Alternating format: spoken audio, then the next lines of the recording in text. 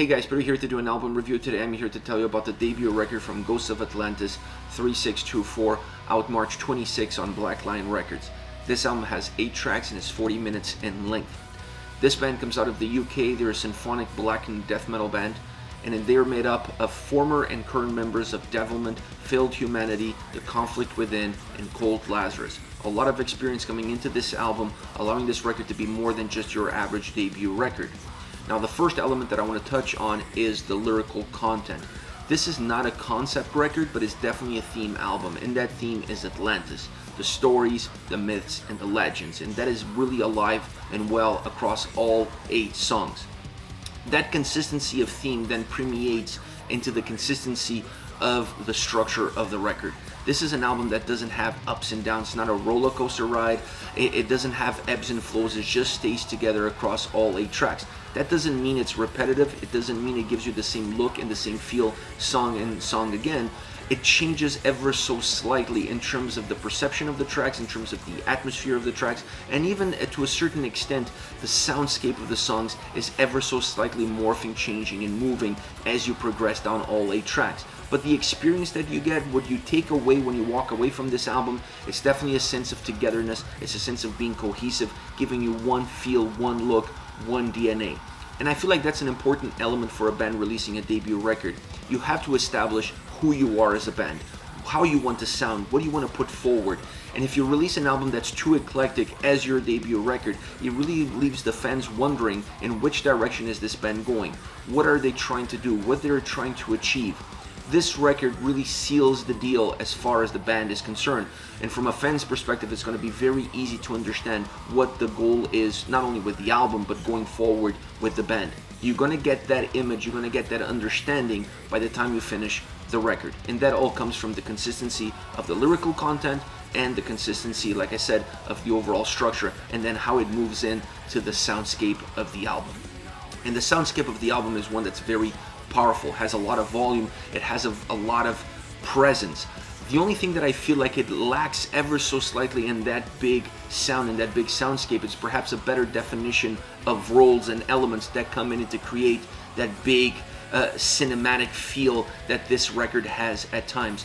I would like to see some of the elements have more of a predominant role, break apart from the pack, and not be just so close, tight together with everything else, because I really feel like you start to lose a little bit of the definitions of the gears, of the elements, of the essence of some of the key points and the key factors on a record like this, because the sound is so big that there's so much volume coming at you song and song again that sometimes it's really hard to see the forest from the trees, and that starts to become a problem if that becomes the DNA of the band going forward.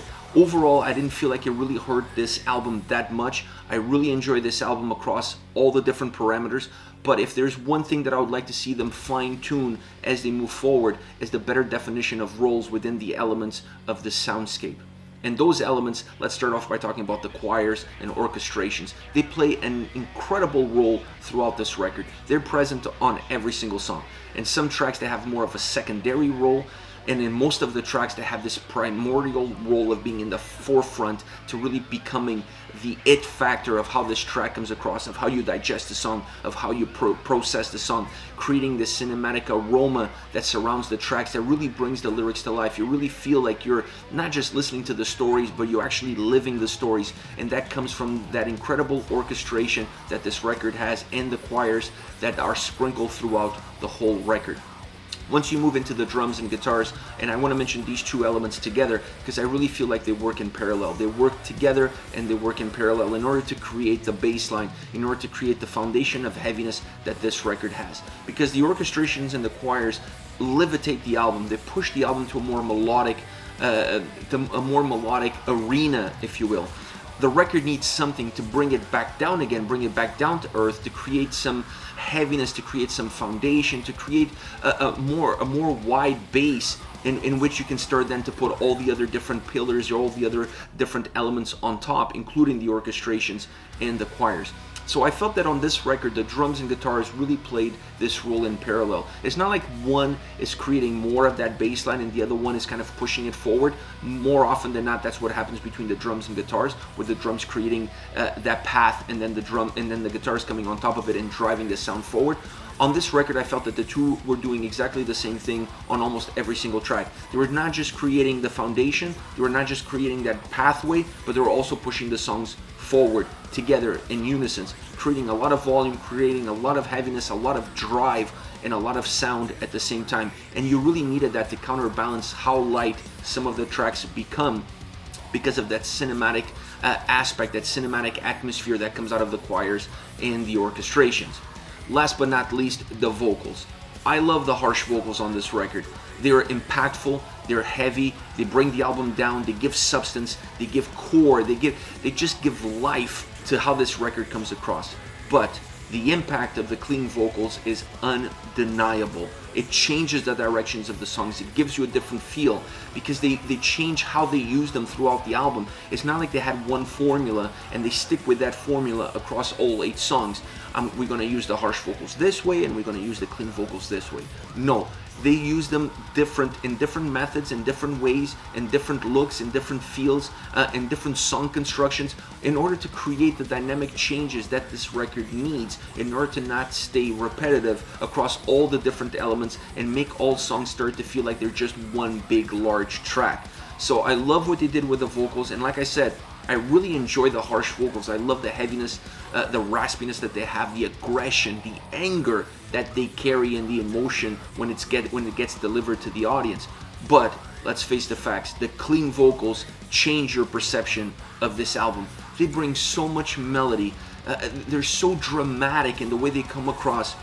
They also add a lot of melancholy to the sound, to the atmosphere of the tracks, and they make the harsh vocals feel even heavier, feel like they have even a larger presence, that they're controlling the song.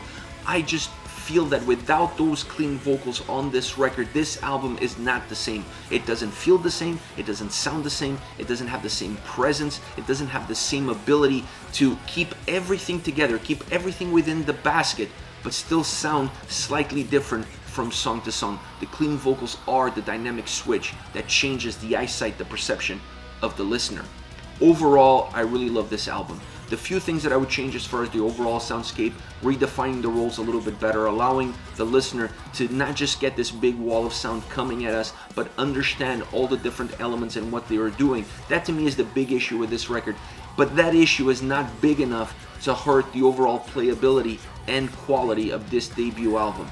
I'm going to go on the record right now and I'm going to say this is going to be one of the best debut records of the year. It's going to be very hard for another debut album to come and kick this one off the podium. It's just a very strong album. It has a lot to offer. It's very dynamic, it's very powerful, it's heavy, it's melodic, it's cinematic, it's symphonic, it has black metal elements, it has death metal elements, it has a little bit of everything. 2 different styles of vocals that work in perfect unison together throughout the whole album. It's just a very strong release, and when you look at it and you realize that this is a debut album, once again, there is a lot of experience behind this record, behind the band members on this album. So that allows them to create a strong debut album, but we can't take anything away. This is one of those top debut records as far as 2021 is concerned. Now let's get into my favorite tracks and start off with False Prophet.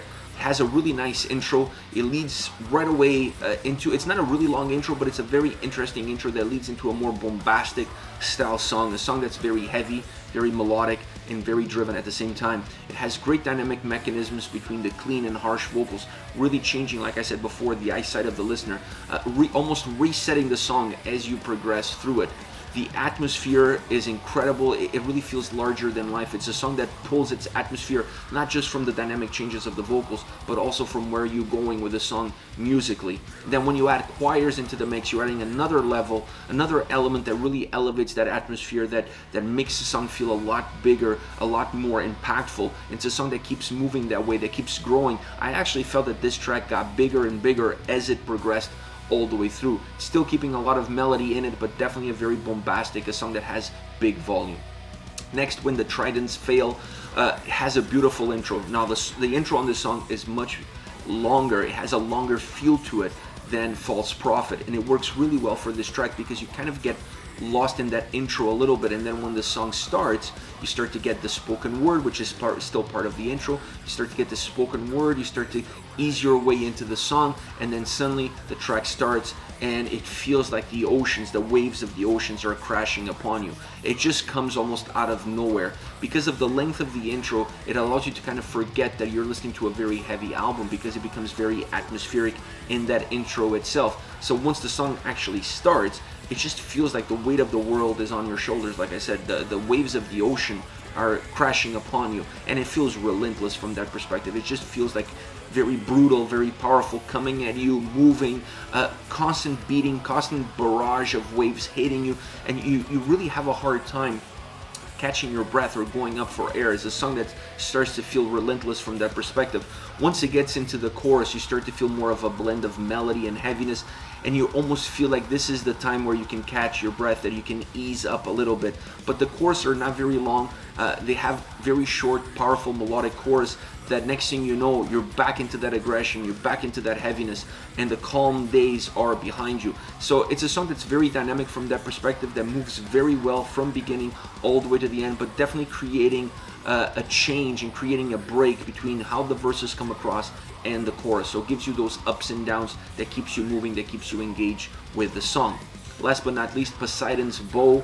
I love the drums on this track. I wish the drums were more like this throughout the whole album. Not to say that you're not going to get heavy drums on this record, but sometimes I feel like they're not as clear, they're not as much in the forefront as I would like them to be. But on this song, the drums take main stage. They are the it factor of how this track is going to be perceived by the listener. Very heavy, very powerful, a lot of strength, really breaking ground and moving ahead. You honestly, you can feel in your chest when you listen to this song how heavy the drums are and how much in the forefront they are. The track is still very melodic, it still holds a lot of melody. The heaviness of the drums doesn't strip away the melody of the track itself. It's just kind of, it creates a different impact, it creates a different perspective on how you're going to process the track. But it's a very dynamic song, alternating styles, alternating approaches. The vocals, once again, coming in with clean vocals, harsh vocals, giving you different looks. And the vocals almost go where the melody of the track is. So when the song starts to become a little bit more melodic, it goes in with clean vocals. When the song starts to become a little bit more heavier, it goes in with harsh vocals. So it has this very interesting balance throughout, combining music and vocals together in order to keep the song alive. But this is a track that, in my perspective, it's all about the drums, how they sound, how they come across, how they feel, the presence, the robust outcome that they give to this song is absolutely undeniable. This is it. Ghosts of Atlantis 3624, out March 26 on Black Lion Records. Let me know your thoughts on the band, on the singles. Use the comment section below. I'll be reading those and getting back to you. Take care, guys.